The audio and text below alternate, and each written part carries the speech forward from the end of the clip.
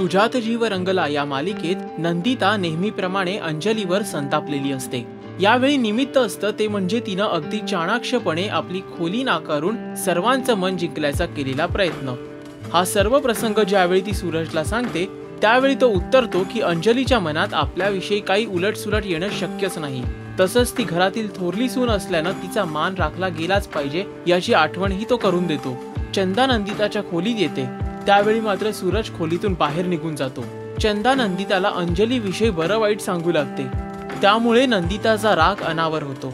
नंदिता ठरवते की राणा आणि अंजलीला सुखासुखी नांदू द्यायचं नाही।